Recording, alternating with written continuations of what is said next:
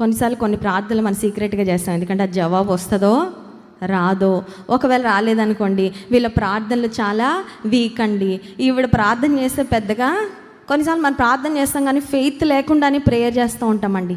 ఇది జరగదేమోలే అని ఆలోచించుకుంటా ప్రార్థన చేస్తాము. అవిశ్వాసపు ప్రార్థన, బలహీనమైన ప్రార్థన. కానీ యెహోషువ దైవజనుడు చేసిన ప్రార్థన ఇశ్రాయేలీయులు వినుచుండగా it was a loud and faith filled prayer.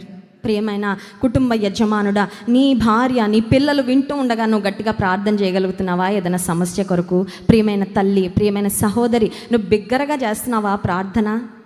నువ్వు బిగ్గరగా ప్రార్థన చేస్తే, ఓహో నా తల్లి ఇలా చేస్తుంది ఆ ప్రార్థన, okay I have to live up to that prayer.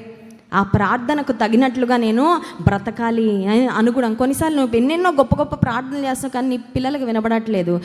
They do not know. నీ ఆశ ఏంటో, నీ కోరిక ఏంటో, నీ ప్రార్థన ఏంటో చాలాసార్లు తెలియడం లేదు. కొన్నిసార్లు నీకున్న సమస్యలలో నువ్వు దేవుని మీద ఆధారపడడం ఎదుటి వారికి కూడా తెలియాలండి, ఎందుకంటే అదొక సాక్షార్థంగా ఉంటుంది.